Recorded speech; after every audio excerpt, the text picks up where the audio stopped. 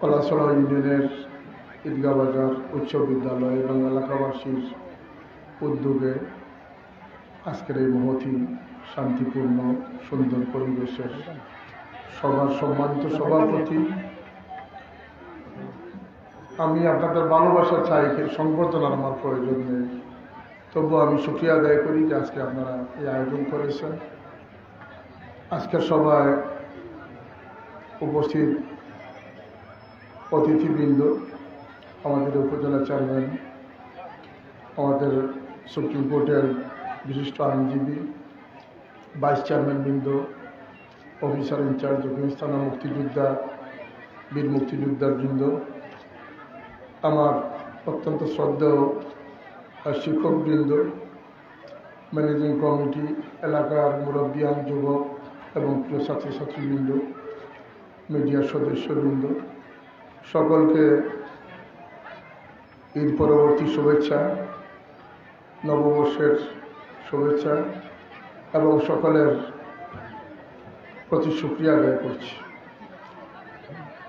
আপনাদের এই আড়ম্বরপূর্ণ অনুষ্ঠান আমার ব্যস্ততার কারণে নিরানন্দ হোক, সহিংসতা চাই না। যদি সভাকে আপনারা কন্টিনিউ করেন, করা যেতে পারে। আমার যেহেতু বাড়িতে আমি মসজিদ রেখে এসেছি, আমার জানাজা যে উপস্থিত হতে হবে, তাই আমার একটু তাড়াহুড়ার জন্য আমি দুঃখিত।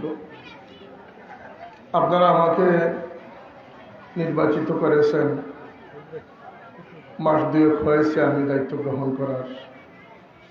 ইতিমধ্যে বিভিন্ন বিষয় নিয়ে আমরা বসেছি, বিভিন্ন কথাবার্তা হয়েছে। বিশেষ করে শিক্ষা প্রতিষ্ঠান, একটা অঞ্চলকে আলোকিত করার জন্য শিক্ষা প্রতিষ্ঠান বা শিক্ষার কোনো বিকল্প নেই। আমি এই শিক্ষা প্রতিষ্ঠান এই ধীরে ধীরে গড়ে যারা তুলেছেন, যারা উদ্যোগ নিয়েছিলেন, আজকে তারা দুনিয়াতে নাই, তাদের রুহের মাগফিরাত কামনা করছি। যারা বর্তমানে সংশ্লিষ্ট আছেন তাদের হায়াত এবং তাদের সুস্বাস্থ্য কামনা করছি। আমার মনে হলো যে এটা একটা ওয়েল ডিসিপ্লিন প্রতিষ্ঠান। ফলাফল আমি শুনি নাই, জানি নাই, তো আশা করি এই প্রতিষ্ঠানের প্রধান শিক্ষক মহোদয় এবং শিক্ষকবৃন্দের ঐকান্তিক প্রচেষ্টায় এই শিক্ষা প্রতিষ্ঠান থানার মধ্যে, উপজেলার মধ্যে একটি সুনামধন্য প্রতিষ্ঠান রয়েছে। এই প্রতিষ্ঠান সহ এই অঞ্চলের সাথে আমি জানি আপনারা আমাকে মহব্বত করেছেন, কিন্তু এত বেশি যে মহব্বত করে সেটা আমি বুঝতাম না। আমি আপনাদের সাথে আছি। আমি বোধহয় বাংলাদেশের একমাত্র সংসদ সদস্য যার কাছে, আমার হাতে, আমার টেবিলে প্রতিটি সেন্টার ভিত্তিক ভোটের ফলাফল, প্রতিটি ইউনিয়ন ভিত্তিক কতটা ভোট আমি পেয়েছি সব আছে। কিন্তু আমি এগুলোর বিচারে এগুলো যাচাই বাছাই করে আমি কোনো অঞ্চলের দিকে সুনজর দিচ্ছি না। আমি গোটা 2 থানাকেই আমার বাড়ি মনে করে, আমার মনে করি আমি দেখতেছি। সুতরাং এই প্রতিষ্ঠানের কথা আমি জানি, আমি শুনেছি। এই প্রতিষ্ঠানে একটা বিল্ডিং ইতিমধ্যে একতলা বিল্ডিং হয়ে গেছে। আমরা চেষ্টা করব পর্যায়ক্রমে এটাকে 4তলা বিল্ডিংয়ে রূপান্তরিত করার। এই প্রতিষ্ঠান এমন এক জায়গায় অবস্থিত, গুরুত্বপূর্ণ পয়েন্টে, যেখানে স্কুলের পাশাপাশি কলেজ প্রতিষ্ঠা করার খুবই প্রয়োজন রয়েছে। আমি চেষ্টা করব স্কুলকে স্কুলের পাশাপাশি কলেজে রূপান্তরিত করা। এই ক্ষেত্রে আমার সহযোগিতার সর্বাত্মক প্রচেষ্টা থাকবে। এই বৃহত্তর ঈদগাহ বাজার বা কলাছড়া ইউনিয়নের চেয়ারম্যান সাহেবের বক্তব্য থেকে অনেক বিষয় ফুটে এসেছে। আমাদের উপজেলা চেয়ারম্যান সাহেব জননন্দিত, সেটা আমি বলার সবচেয়ে বেশি বলবো, তিনি সবচেয়ে অভিজ্ঞ মানুষ। তিনি প্রথম বরাদ্দে এটা চেয়ারম্যান সাহেবও জানেন না, আমি কলাছড়া ইউনিয়নকে বঞ্চিত করি নাই, বরং বোধহয় আমার জানা মতো বেশি বরাদ্দ আমরা কলাছড়া ইউনিয়নে দিয়েছি। আপনাদের বেউল মহিলা দাখিল মাদ্রাসার রাস্তা আমরা দিয়েছি, বিভিন্ন প্রতিষ্ঠান দিয়েছি, এমনকি কওমি সরকারি এগুলোর ভেদাভেদ আমার কাছে নেই। এখানে একটি কওমি মাদ্রাসাও রয়েছে, সেটিও আজকে আমার দেখার কথা ছিল, দেখা লাগবে না। বিভিন্ন মসজিদের আবেদন এসেছে, ইনশাল্লাহ যেহেতু আমাদের সীমিত বরাদ্দ দিয়ে আমাদের সবাইকে সন্তুষ্ট করতে হবে, সন্তুষ্টের পথে আমি হাঁটছি না, আমি উন্নয়নের পথে হাঁটছি। আমি পর্যায়ক্রমে এই ইউনিয়নের যে সমস্ত সংকট রয়েছে, মানুষের দুর্ভোগ রয়েছে, এগুলোকে আমি সবচেয়ে বেশি গুরুত্ব দিই। তেলিমাথায় তেল দেওয়াটা আমার স্বভাব নয়। আমি সংকট উত্তরণের চেষ্টা করছি। আর এটা ঠিক, আমরা বঞ্চিত, আমরা অনেক ক্ষেত্রে পিছনে রয়েছি। আপনারা জানেন হাসপাতালের ক্ষেত্রে আমরা পিছনে রয়েছি। গতকালকেও আমি মহাপরিচালকের সাথে অনেক কথা বলেছি এই জকিগঞ্জ স্বাস্থ্য কমপ্লেক্স নিয়ে, কানাইঘাট স্বাস্থ্য কমপ্লেক্স নিয়ে। আমি সংসদে উপস্থিত হওয়ার আগে, সংসদ অধিবেশনে উপস্থিত হওয়ার আগে আমি শেওলা জকিগঞ্জ রাস্তা সম্পর্কে আবেদন করে দিচ্ছি। এবং আপনারা শুনে খুশি হবেন, হয়তো সামান্য সময় সাপেক্ষ ব্যাপার। আমার সবচেয়ে বড় স্বপ্ন হচ্ছে শেওলা থেকে জকিগঞ্জ পর্যন্ত এই রাস্তাকে এলজিডি থেকে নিয়ে এটাকে রোডস অ্যান্ড হাইওয়ের অধীনে প্রশস্ত এবং একটা উন্নত মানের রাস্তায় করে। আপনাদের একদম গ্রাম বাড়ি বাড়ির উন্নয়ন থেকে নিয়ে মহল্লা মহল্লায় উন্নয়ন থেকে নিয়ে প্রতিটি বিষয়ে আমরা দেখার মন মানসিকতা নিয়ে এগুচ্ছি। আপনাদের দোয়া চাই, সহযোগিতা চাই। উন্নয়ন শুধু একজন চাইলেই হবে না, সরকার দিলেও হবে না। আমাদের দেশে বেড়া দান খেয়ে ফেলে। উন্নয়নগুলো আসতে আসতে আমাদের হাতে আসতে আসতে এগুলো ছোটো হয়ে যায়।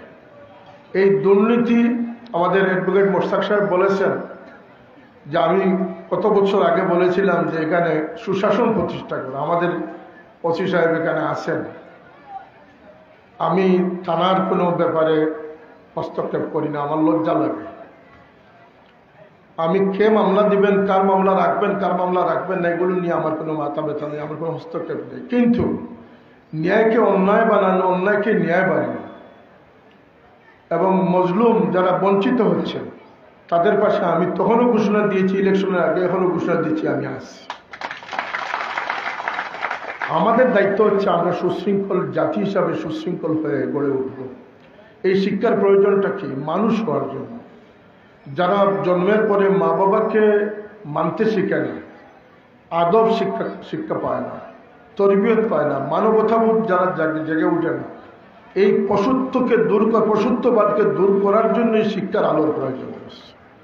এক্ষেত্রে হোক স্কুল, হোক মাদ্রাসা, হোক কওমি মাদ্রাসা, সকল প্রতিষ্ঠানকে আমি একটি আলোক পত্রিকা মনে করি। অতএব এই স্কুলের উন্নয়নের জন্য যে বরাদ্দের প্রয়োজন, আপনাদের বৃহত্তর এলাকা, এমনকি জকিগঞ্জের প্রত্যেকটি বাজারকে সুনিয়ন্ত্রিত করার জন্য, সুশৃঙ্খল করার জন্য সিএনজি বা ওই যে অটোরিকশা যেগুলো রয়েছে সেগুলোর জন্য স্ট্যান্ড করার চিন্তা। এই ঈদগাহ বাজারে আমি চেয়ারম্যান সাহেবকে বলেছি যে একটু মাটি ভরাট করে দিলে এখানে সিএনজিগুলো শৃঙ্খলার সাথে তারা দাঁড়াতে পারবে, যাতে রাস্তাতে যানজট সৃষ্টি না হয়। এতদূর পর্যন্ত আমরা চিন্তায় আছি, আমাদের জন্য দোয়া করেন। যদি আল্লাহ, আমি জানি না আগামীকাল আমার জন্য কি ফয়সালা রয়েছে, এটা তকদিরের বিষয়। যদি সুস্থভাবে দায়িত্ব কন্টিনিউ করা সম্ভব হয় তাহলে পর্যায়ক্রমে প্রত্যেকটা বিষয় কিন্তু আমাদের অন্তরে রয়েছে। আপনারা আশা করি আপনারা বঞ্চিত হবেন না। আমি আরেকটি কথা বলি, আমি স্বপ্ন নিয়ে ঘুরতেছি না যে আমি বুট ব্যাংক তৈরি করবো, আগামীতে আমি বুট করব। 5 বছরের হায়াতের গ্যারান্টিও আমার কাছে নেই। মান ইজ্জত আল্লাহ দিয়েছেন, আপনারা মহব্বত করেছেন। যারা বুট দেন নাই তাদের প্রতি আমার কোনো উষ্মা নেই, কোনো দুঃখ নেই। এই জন্য যেটার নাম বুট নির্বাচন, এখানে পছন্দ অপছন্দের ব্যাপার থাকবেই। আমার অনেক কর্মীরা অনেকের ক্ষেত্রে মনে কষ্ট পেয়েছেন, আমি ছেড়ে দিয়েছি, আপনারা ছেড়ে দিবেন।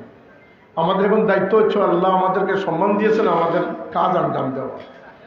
সংবর্ধনা আমি নেই না এই জন্য যে সংবর্ধনা তো আমি পাবো সেদিন যেদিন আপনাদের জন্য কিছু একটা করতে পারবো। আর সংবর্ধনার প্রয়োজন আমার সেদিন যেদিন শুনবেন আমি দুনিয়াতে নাই, সেদিন আমার জন্য 2 ফোঁটা চোখের পানি ছাড়বেন। এটাই হবে আমার প্রার্থী। আল্লাহ আমাদেরকে সুস্থভাবে, সজ্ঞানে, সঠিকভাবে জনসেবা করার তৌফিক দান করুন। আমার বাড়িতে আমার বাবির মৃত লাশ রাখা, তার জন্য আপনারা দোয়া করবেন। আমি আমার খুব আন্তরিক ইচ্ছা ছিল যে ঈদগাহ বাজার নিয়ে বসবো, মিটিং করব, সভা করব, সকলের সাথে মত বিনিময় করব, কিন্তু আমার সেটা সম্ভব হলো না। ঈদগাহ বাজার আমি প্রায়ই আসি, এটা আমার জন্য কোনো আহামরি কিছু না। আমি এমন নয় যে আমি ঢাকাতে এখানে রেসিডেন্স করে বসে আছি আর আমি এলাকায় আসতেছি না, এমন নয়। আমাকে প্রতিনিধি পাচ্ছেন, আমি এলাকায় সময় দেই এবং এলাকার মানুষের দুঃখ সুখ দুঃখের সাথে থাকার চেষ্টা করি। যে ছাত্রছাত্রীবৃন্দ, তোমাদের প্রতি স্কাউটের প্রদর্শন দেখলাম, তাদেরকেও শুভেচ্ছা। তোমাদের প্রতি আমার বিশেষ নসিহত হচ্ছে যে প্রতিষ্ঠানের অবকাঠামো দিয়ে প্রতিষ্ঠান সৌন্দর্য আসে না। তোমাদের ফিডব্যাক, তোমাদের আউটপুট থেকে, তোমাদের জীবন